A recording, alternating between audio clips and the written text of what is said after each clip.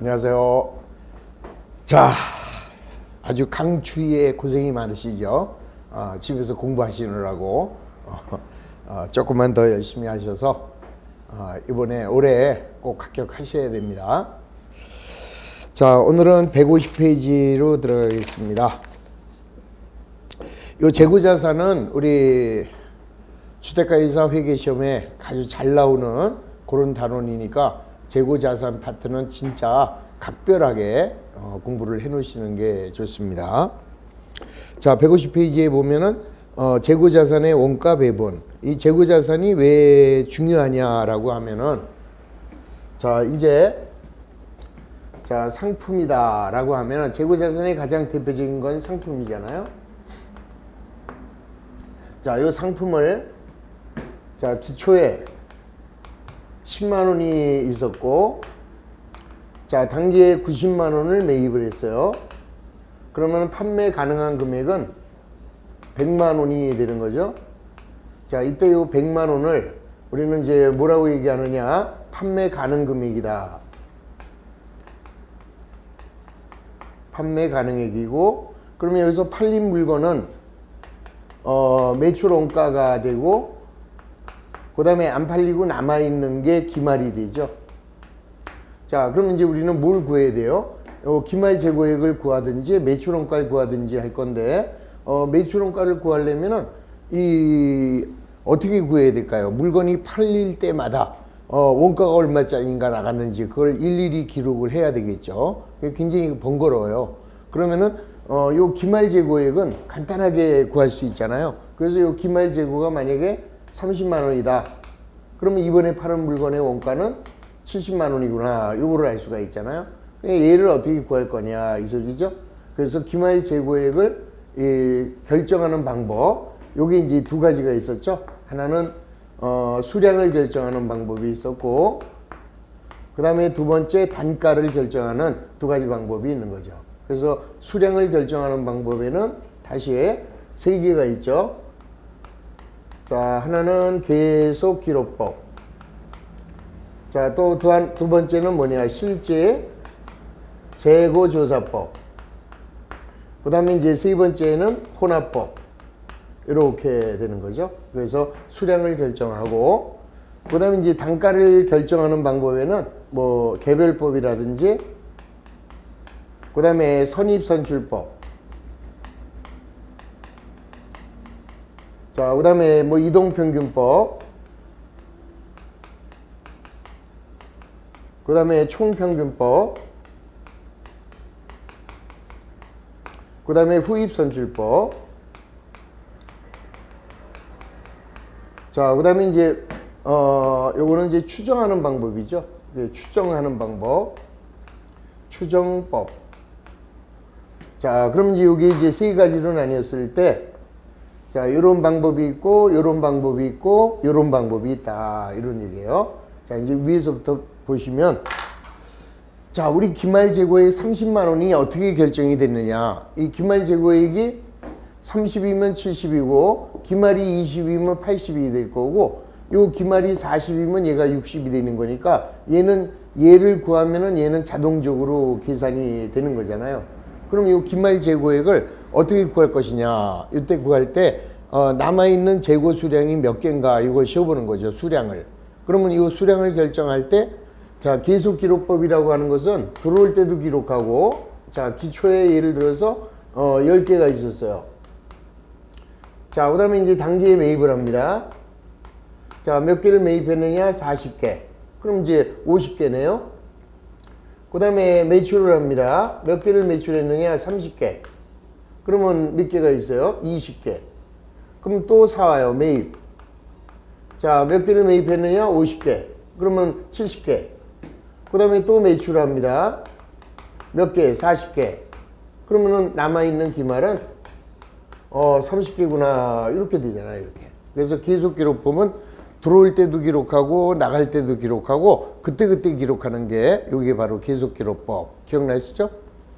자, 그에 비해서 실지재고조사법은 자, 이건 어떻게 기록하느냐. 실사법이에요. 실사법은 자, 기초가 10개가 있었어요.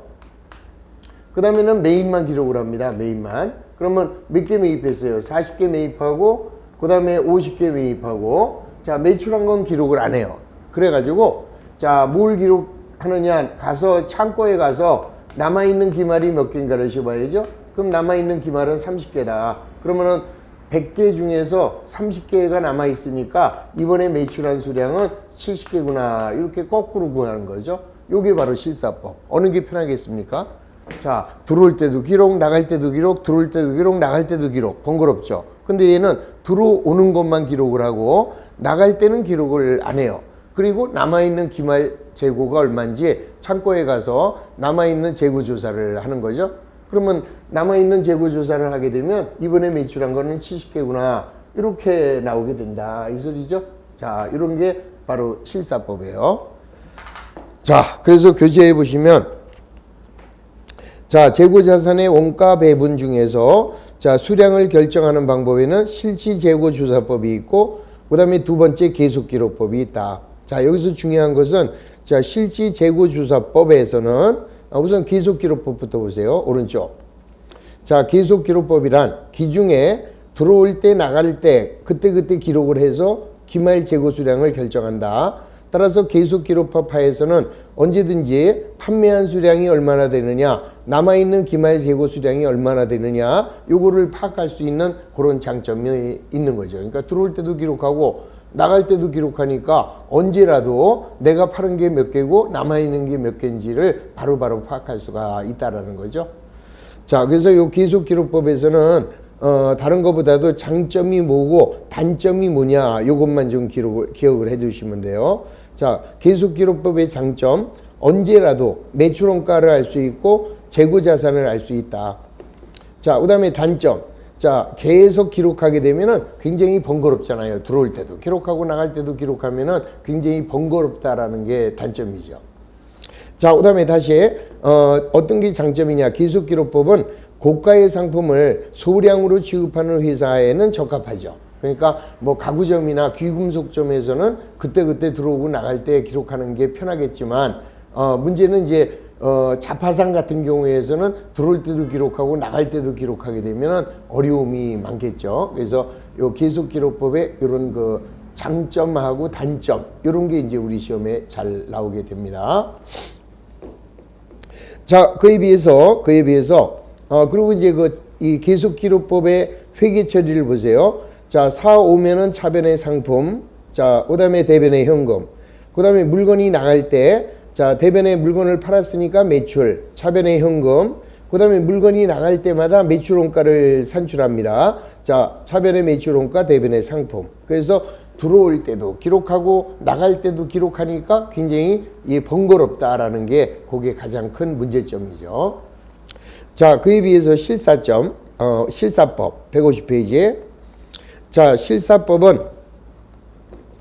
자, 기중에는 자, 매출할 때 자, 관련된 그러니까 매출액은 얼마에 팔렸는지 매출액은 기록을 하지만 매출원가는 기록할 필요가 없다 이 소리죠. 왜? 우리가 중요한 것은 나중에 기말만 조사하게 되면 매출원가가 얼마인지 아는데 뭘 그때마다 매출원가를 구하려고 노력하느냐 이 소리죠. 자, 다시 한번 말씀드리면 자, 요 계속기록법에서는 자, 계속기록법에서는 사오면은 차변에 상품이 들어오잖아요. 자, 상품이 얼마, 자, 현금이 얼마, 그 다음에 이제 얘가 물건이 팔려요. 자, 대변의 매출, 자, 현금으로 팔았습니다. 그러면은 얼마짜리가 나갔는지, 자, 요 상품을 죽여버려요. 그러면서 얘를 이번에 팔은 물건의 원가가 얼마다, 요거를 그때마다 기록을 해주는 거죠. 그러나 이 실사법은 자, 현금이 들어오면서 물건이 매출됐으니까 매출 요것만 기록하고 요거는 기록할 필요가 없다 이 소리죠. 그래서 상당히 회계적으로 간단해진다라는 그런 장점을 가지고 있는 거죠. 자, 그래서 장점 150페이지에 자, 실사법의 장점은 판매할 때마다 수량을 기록할 필요가 없어서 실무상 편리하다. 자, 그 다음에 정확한 재고자산이 파악이 가능하죠. 자, 단점. 자, 단점은 재고가 얼마나 되느냐. 그 재고 조사를 할 때 시간과 노력이 필요하다. 뭐 당연한 얘기 아니겠어요. 그러나 물건이 나갈 때 그때그때 기록하는 것보다는 그나마 그래도 좀 좋은 점이다라고 보는 거죠. 자, 그 다음에 이제 가장 큰 단점은 뭐냐. 자, 예를 들어서 아무 일이 없어요. 처음에 기초에 10개가 있었고, 자, 90개를 사왔고, 그 다음에 70개가 팔려서 30개가 남아있어요. 그러면, 창고에 갔더니, 남아있는 게 30개다. 이러면은, 뭐, 계속기록법을 하나, 실사법을 하나, 아무런 문제가 발생하지 않는 거죠. 근데 예를 들어서, 우리가 이제 물건을 취급하다 보면은, 중간에 없어지는 것들이 생긴다고요. 그러니까, 이론적으로는 기말이 30개가 남아야 되는데 실지 재고 조사를 했더니 자, 실지 재고 조사를 했더니 20개밖에 없어요. 10개가 없어진 거죠. 저런 경우 있을 수 있잖아요. 그런 거를 자, 그런 놈을 우리는 뭐라고 하느냐? 10개 없어졌죠? 그거를 재고 자산의 감모 손실이다. 이렇게 얘기를 해요. 그런데 이 재고자산의 감모 손실이 계속기록법으로 하게 되면은 얘가 지금 10개가 있잖아요. 10개. 재고자산 감모 손실이 10개인데 자, 여기는 계속기록법으로 하면은 기말이 30개다 이렇게 얘기하잖아요. 그러면 없어진 10개가 어디에 포함되어 있어요? 요 기말 재고에 포함이 돼서 자산이 과대 계상되는 이런 문제점을 가지고 있는 거죠. 그러면 일로 하면 어떻게 될까요? 실사법으로 하게 되면 자, 기말이 몇 개가 돼요? 20개. 자, 그러면은 이번에 매출한 물건의 원가는 80개 이렇게 될 거 아니에요. 그래서 실사법으로 하면은 매출 원가가 과대 계상되고, 그 다음에 이 계속기록법으로 하게 되면은 기말 재고가 과대 계상되는 이런 문제점이 나온다. 즉, 뭐가 없으면 재고 자산의 감모 손실이 없다면 이렇게 하면 어떻고 이렇게 하면 어때요? 다 좋은데, 자, 이런 애들이 존재할 때는 요 재고 자산 감모 손실만큼 계속기록법에서는 기말재고이익이 커지고 그 다음에 실사법에서는 매출원가가 커지는 이런 문제점이 발생을 한다라는 거죠. 그래서 그거를 보완하기 위해서 자, 만들어낸 게 이제 혼합법이죠. 그래서 이 혼합법은 자, 기중에는 계속기록법으로 하고 자, 그 다음에 기말에는 창고에 가서 실사를 병행을 합니다. 자, 그러면 기중에 계속기록법에 의하여 기록하니까 기말이 30개인데 자, 창고에 갔더니 기말은 20개래. 그러면 여기서 얼마 없어졌어요? 10개 없어졌다라는 요 재고자산 감모 손실을 찾아낼 수가 있다라는 거죠. 그래서 이 일반적으로 혼합법이라는 것을 많이 사용하게 된다 이 소리죠. 그래서 항상 일반적인 기업은 계속기록법, 실사법 자, 이것을 동시에 병행하는 방법, 자, 즉 혼합법을 사용한다라는 거, 그거 하나만 좀 기억을 해주시면 돼요. 자, 그래서 여기에서는 자, 상품을 매입했어요. 상품을 매입할 때는 그냥 매입한 금액으로 차변의 매입, 대변의 현금. 자, 그다음에 상품을 팔을 때는 대변의 매출, 자, 차변의 현금. 요거를 기록하지 않는 거죠, 요거. 그러니까 실사법에서는 자, 여기 보세요. 요렇게 했죠. 우리 아까 그러니까 계속기록법에서는 요렇게 한 게, 자, 우리 실사법에서는 요거를 생략한다 이 소리죠. 요거를 안 해줘요. 자, 요거를 안 해주고 대신에 뭐를 하느냐? 기말에 수정분계라는 걸 하는 거죠. 자, 기말에 수정분계를 해줌으로써 매출원가를 찾아내게 된다 이 소리예요. 뭐 큰 의미는 없으니까 여기서는 계속기록법과 실사법의 장단점 이런 정도만 좀 기억을 해두시면 되겠습니다. 자, 넘어가시고 152페이지 혼합법. 자, 혼합법은 실사법과 계속기록법을 절충하는 방법. 자, 따라서 평상시에는 계속기록법으로 하고 결산시에는 실사를 해가지고 이 재고자산의 감모 손실을 찾아내는 방법, 요거를 우리는 혼합법이라고 한다. 그래서 이 수량을 결정하는 방법에 요 세 가지 방법을 정확하게 기억하시면 됩니다. 자, 그 다음에 단가 결정 방법. 자, 단가 결정 방법은 자, 우선 개별법이라는 게 있죠. 자, 요거 개별법. 요거는요, 있는 그대로 가는 거예요. 우리가 물건을 사올 때, 자, 요 놈을 사왔어요. 여기다 꼬리표를 붙입니다. 100원에 사왔다. 그러면 얘를 판매해요. 300원에 판매하면은 이때 요 꼬리표를 띄죠. 그러면 200원 이익이네. 자, 이렇게 해서 개별적으로 하나하나 기록하는 게 개별법. 그래서 자, 요 개별법에서는 자, 153페이지에 장점, 단점 요거를 꼭 기억을 하세요. 자, 개별법의 장점은 원가의 흐름하고 실물 흐름이 일치한다. 그 다음에 실제 물건을 판매할 때 자기가 사온 가격을 대응하니까 수익 비용 대응이 가장 적절하다. 자, 항상 물건을 판매할 때, 자, 다시 보세요.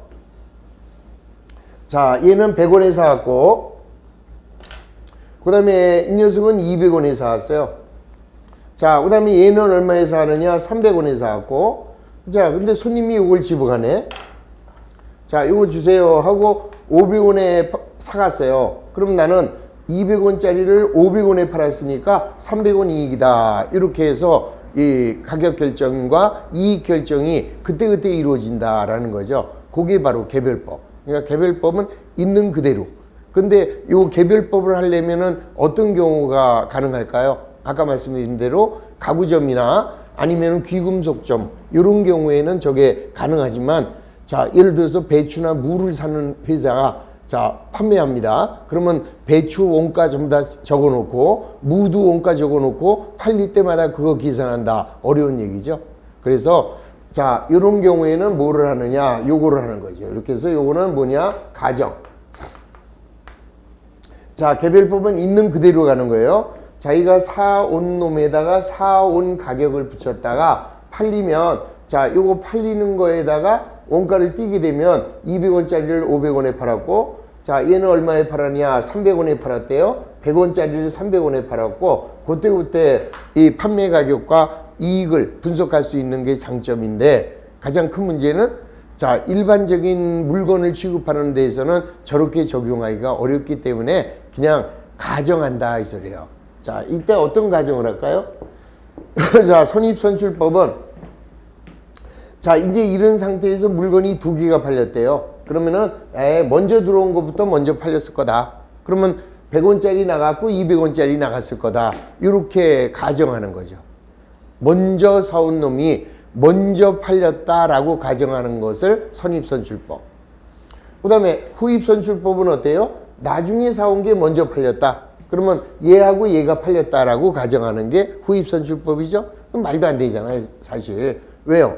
아니, 우리가 일반적인 그 실제 물량의 흐름은 어때요? 우리 일반적인 사회에서는 먼저 사온 놈부터 먼저 팔지, 나중에 사온 놈을 먼저 팔게 되면은 옛날에 사온 놈을 썩어버릴 거 아니에요. 그래서 실질적인 물량의 흐름과 원가의 흐름 가정이 일치하지 않은 거죠. 그래서 우리 국제회계 기준에서는 요 후입선출법을 사용하지 못하도록 되어 있는 거죠. 자, 후입선출법은 절대 사용 금지. 그래서 가정에 의할 때는 선입이나 이동이나 총평균법 이렇게 가는 거예요. 그럼 이동평균법은 어떻게 한다 그랬어요? 자, 요거 있고 요거 있는데 이 중에서 한 개가 팔려요. 그러면은 얘가 팔렸다, 얘가 팔렸다가 아니라 섞어요. 그럼 하나에 150원이네. 자, 여기 2개니까 나눠주면 하나당 150원이죠. 자, 이동평균법 하에서는 150원짜리가 팔렸다 이렇게 가정하는 거죠. 자, 그 다음에 이제 150원짜리가 있고 또 300원짜리를 사옵니다. 그러면 이제 얘는 이제 이 상태에서 하나가 또 팔리면은 여기 얼마야? 450원이니까 하나에 225원짜리가 팔렸다. 그때 단가를 결정하는 방법, 이런 방법을 이동평균법이라고 한다 이 소리예요. 자, 그 다음에 마지막 총평균법은 어떻게 해요? 자, 100원에 사왔고 200원에 사왔고 300원에 사왔으면은 이걸 다 토탈합니다. 그러면 600원이고, 자, 600원이 3개니까 600원을 3개로 나누면 하나에 200원짜리다 팔렸다 이렇게 보는 거죠. 그래서 토탈로 하여 이 팔린 금액을 결정하는 게 요게 바로 총평균법. 자, 그래서 선입선출법, 이동평균법, 총평균법은 가정하는 거고, 자, 개별법은 있는 그대로 가는 거죠. 자, 이렇게 이해하시면서, 자, 거기 나와 있는 장단점만 잘 정리를 하시면 됩니다. 자, 우선 개별법서부터 잘 보세요. 153페이지. 자, 개별법이란 판매된 상품의 실제 취득 단가를 매출원가로 계상하는 방법으로서 원가의 흐름과 실물 흐름이 일치하는 방법. 거기다 밑줄 그으세요. 자, 원가의 흐름 가정이 실제 물량 흐름하고 정확하게 일치되는 거죠. 자, 예를 들어서 선입선출법이라고 해봐요. 자, 그러면 지금 물건이 팔렸는데 옛날 게 대응이 돼요. 그러면 현재 수익의 과거 원가가 대응되니까 선입선출법은 수익 비용 대응이 전혀 이루어지지 않는 거죠. 그러나 개별법은 자기가 사온 가격을 자기가 파는 금액에다 대응하기 때문에 수익 비용 대응이 가장 정확한 방법이다.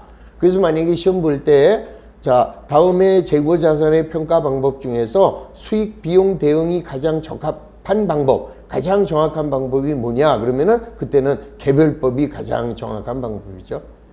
그런데 만약에 답안지에 개별법이 빠져 있어요. 그러면은 그 다음에는 후입선출법이 되겠죠. 왜 그래요? 후입선출법은 현재 수익에 가장 최근에 사온 놈을 대응해요. 그러면 현재의 수익 가격에 현재 가장 최근에 사온 놈이 대응되기 때문에 수익 비용 대응이 상대적으로 정확한 거죠. 이런 방법보다는, 자, 이 방법보다는, 자, 이 후입선출법이 가장 정확하다. 물론 이제 우리 국제 기준에서는 인정하지 않지만 이론적으로는 물어볼 수 있잖아요. 이론적으로는 후입선출법이 수익비용 대응에서는 적절한 방법이다. 이렇게 물어볼 수는 있다. 이 소리예요. 사용 안 하는 거하고 방법을 물어보는 거하고는 별개다. 이렇게 보시면 됩니다. 자, 그 다음에 다시 한번 개별법의 장점. 원가 흐름과 실물 흐름은 일치하고 실제 수익에 자기가 사온 실제 원가가 대응되기 때문에 합리적인 수익 비용 대응이 된다라는 게 개별법의 장점. 그거 체크해 두시고요. 자, 다만 단점은 뭐냐? 재고 자산의 종류나 수량이 많을 때, 자, 그거 일일이 그렇게 계산한다는 거 엄청나게 어렵죠? 그래서 많은 비용이 들어가게 된다는 거. 그 다음에 이제 두 번째가 가장 중요한데, 얼마든지 경영자가요, 이익을 조작할 수가 있다. 그게 큰 단점이에요. 개별법의 단점. 자, 거기 보세요. 자, 매출원가를 자의적으로 결정할 수 있기 때문에 이익 조작 가능성이 존재한다. 그게 가장 큰 단점이다. 무슨 말이냐면은, 자, 지금, 자, 이렇게 돼 있어요, 이게. 그러면 손님이, 자, 지금 얼마를 이렇게 됐어요? 자, 손님이 요걸 집어갔어. 얼마에 팔았냐? 700원에. 그러면 200원짜리를 700원에 팔았어요. 500원 이익이잖아요. 근데 이걸 만약에 집어가면은 600원 이익이 되네? 그러면 얼른 꼬리표를 바꿔놓으면 되죠, 요거 100원짜리, 요거 200원짜리, 그래서 자기가 100원에 사온 놈을 팔렸다라고 이렇게 자리바꿈 해버리면은 얼마든지 이익을 조작할 수 있다라는 거죠.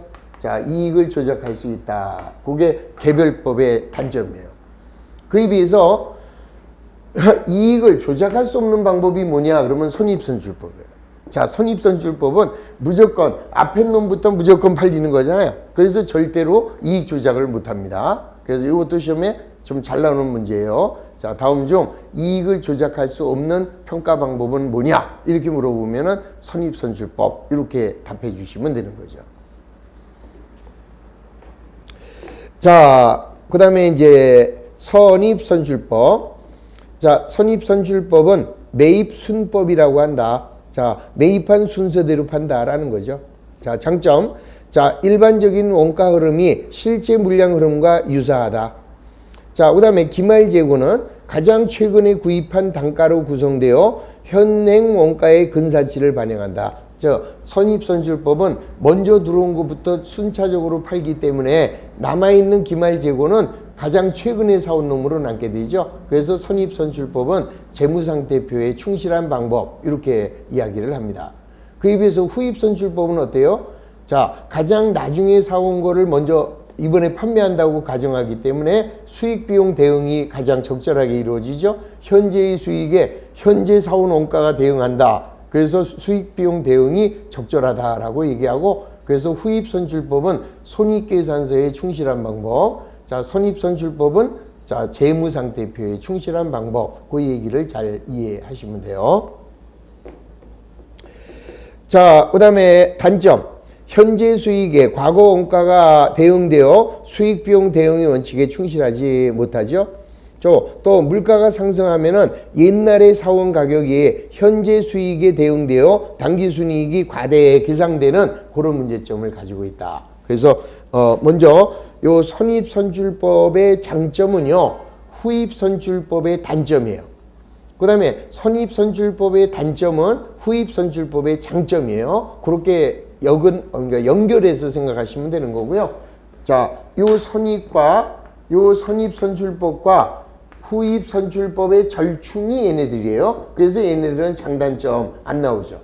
얘의 장점 단점, 얘의 장점 단점, 요것만 좀 기억해 주시면 얘네들은 절충법이기 때문에 장단점이 없다. 이렇게 기억하시면 됩니다. 자, 그래서 다음 페이지 154페이지에 보시면 자, 후입선출법. 자, 후입선출법은 나중에 매입한 물건을 먼저 매출한다고 가정하여 자, 최근에 구입한 상품의 단가를 매출원가에 적용하는 방법이다. 따라서 남아있는 기말 재고자산은 과거의 원가로 기록이 된다. 자, 다만 현행 기준은 후입선출법을 사용할 수 없도록 하고 있다. 자, 거기 장점 단점이 나왔는데 아까 말씀드린 대로 선입선출법의 장점은 후입선출법의 단점, 또 선입선출법의 단점은 후입선출법의 장점이 된다. 이렇게 기억해 놓으시면은 그거 구태여 외우려고 노력하시지 않아도 해결할 수 있어요. 문제를 일단 이제 문제 풀어보면은 감이 올 수 있죠. 자, 그렇게 해서 이제 오른쪽으로 가시면 총평균법과 이동평균법. 자, 이제 그거는 잘 정리해 주시면 되고, 자, 이제 문제 풀면서 또 정리를 하죠. 자, 그 다음에 이제 우리 시험에 잘 나오는 게 158페이지에 자, 추정에 의한 재고자산 평가 방법인데, 자, 그거는 잠시 보류하고, 자, 지금까지 배웠던 것이 우리 시험에 어떻게 정리되는지 다시 한번 보시겠습니다. 자, 어디로 가느냐? 자, 168페이지로 가겠습니다. 자, 168페이지로 가서 자, 간단하게 한번 흐름을 보고, 자, 168페이지에 문제 6번을 볼까요? 자, 문제 6번. 자, 다음은 주식회사 합격에 X3년 3월에 재고자산의 입고와 출고에 관한 자료다. 자, 선입선출법을 적용하는 경우와 총평균법을 적용하는 경우, 자, 주식회사 합격에 3월 말일 현재 재고자산의 금액은 얼마가 되는지.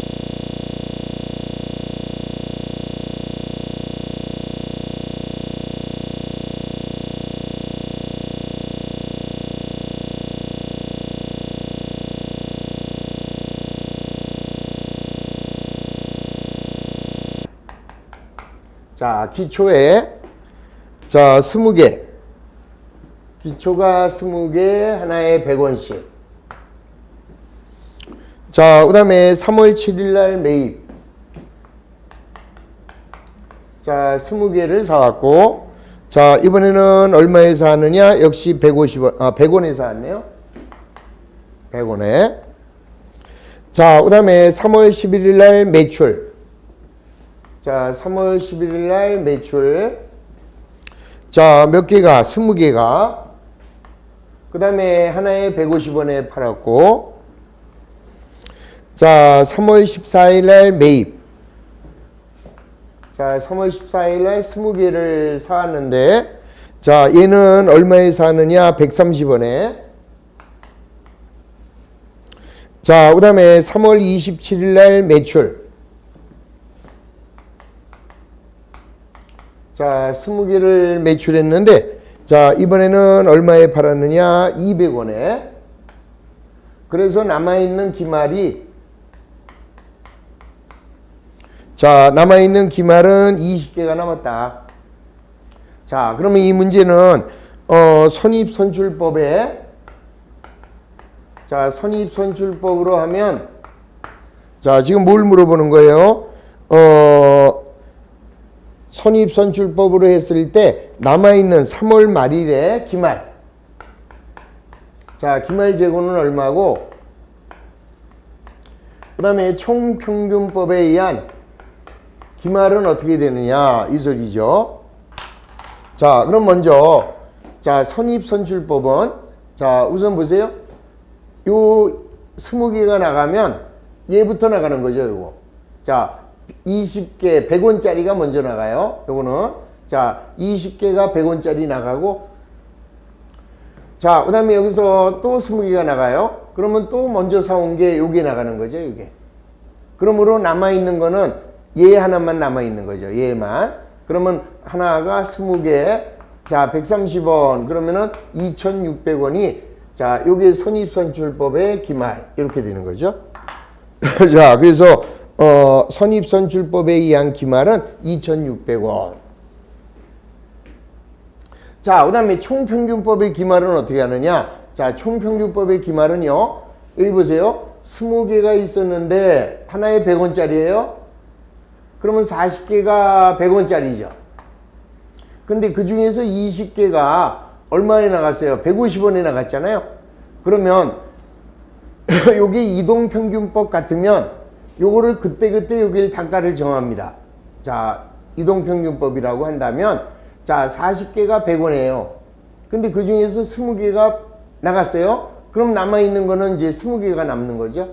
그러면 20개는 100원짜리로 남는 거고, 그 다음에 또 20개가 있는데 이번에는 130원에 사왔어요. 그러면 2,000원. 그러면 여기 몇 개예요? 40개. 자, 40개가 4,600원. 그러면 40개가 4,600원이면 하나에 115원이죠. 하나에 115원.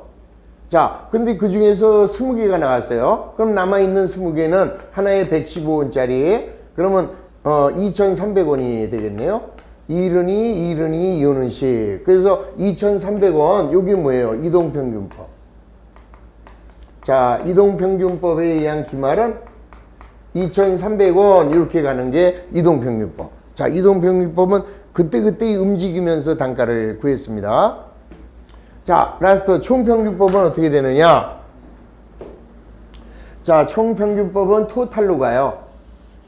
자, 토탈로 가면, 자, 처음에 20개가 있었고, 또 20개를 사왔고, 20개를 사왔으니까 60개죠. 자, 60개가, 요거는 2,000원, 요거는 2,000원, 요거는 2,600원. 그러면 얼마가 돼요? 6,060원. 6,600원이죠? 그러면 하나에 110원. 하나에 110원.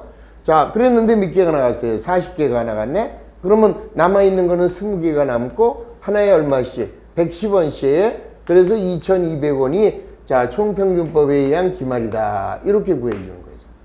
자, 그래서 총평균법은 토탈 평균이다. 라고 해서 이달에 매입한 게 총 몇 개를, 총 얼마에 샀냐. 그걸로 나눠버리면 한 개의 총 단가가 나오죠. 다시 보세요.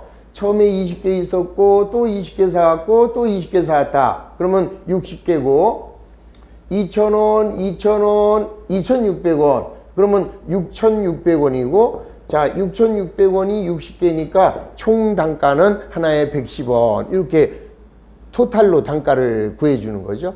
근데 그 중에서 40개가 팔렸대요. 그럼 남아있는 건 20개니까 하나에 110원씩 2,200원이, 자, 단가가 기말 재고 수량이, 기말 재고 금액이 된다. 이렇게 찾아주는 거죠. 자, 그래서 문제 6번의 정답은 3번. 요게 정답이 된다. 자, 이렇게 해서 간단하게 문제만 잘 이해하시면서 풀어주시면은 별로 중요한 게 없어요, 이거는.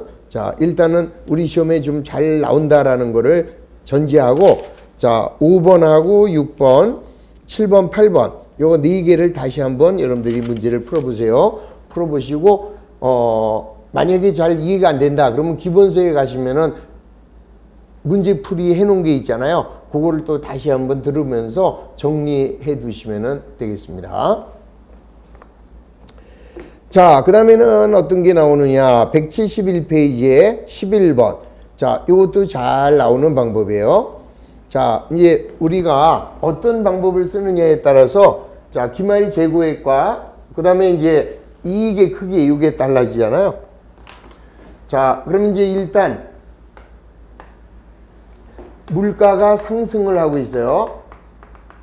물가가 상승할 때 기말 재고 자산의 크기, 그 다음에 미리 알아두면 자산이 크면 이익이 크잖아요. 그래서 기말의 크기는 이익의 크기와 같고, 그 다음에 이익이 크면은 세금을 많이 내요. 그래서 법인세의 크기가 같다.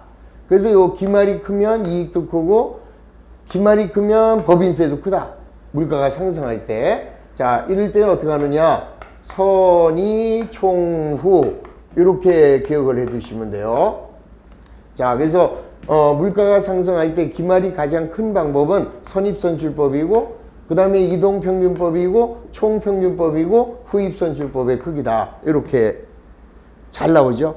지금 여기서 뭐라고 그랬어요? 자, 회계에서 물가가 상승할 때 다음 중 맞는 거. 그러면 기말 재고는 선평후가 돼야 되잖아요. 요거 두 개는 토탈로에서 평균법이에요. 그러면 선평후 이렇게 답을 해주면 되죠. 그런데 지금 1번에서는 후평선 그랬으니까 1번 틀렸고요. 자, 매출원가 내버려 두시고 아까 법인세의 크기도 선평후다라고 그랬잖아요. 자, 그러면 3번이 정답이네요. 자, 당기순이익도 선평후인데 후평선 그랬으니까 4번 틀렸고. 자, 그 다음에 요거의 반대가 매출원가예요. 자, 매출원가하고 현금 흐름의 크기 요거 두 개는 자 반대가 되죠. 후총 이선 이렇게 후총 이선 이렇게. 자, 그래서 매출원가의 크기는 후입선출법이 가장 크고 선입선출법이 가장 적다. 요것만 꼭 기억을 하시면 반대. 물가가 하락할 때는 어떻게 될까요? 자, 물가가 하락할 때는 자, 우선 기말의 크기와 이익의 크기와 법인세의 크기는 자, 후총 이선 이렇게 되겠죠? 자, 후총 이선 반대 이렇게. 그 다음에 반대 매출원가와 자, 현금 흐름의 크기. 자, 요거는 어떻게 될까요? 여기서는 선의총후 이렇게 이루어진다. 자, 물가가 하락할 때는 물가가 상승할 때와 완전히 반대 현상이 생긴다라는 거 잘 기억해 주시고, 자, 만약에 잊어버렸을 때는 제가 뭐라고 그랬어요? 가나다 순이다 그랬죠? 자, 가나 다라 나바사 아자 차 파카하 이렇게 되겠죠? 그래서 요것만 잘 기억해 두시면 저거는 반대 이렇게 기억을 해 두시기 바랍니다. 자, 여기까지가 좀 시험에 좀 잘 나오는 문제들이에요.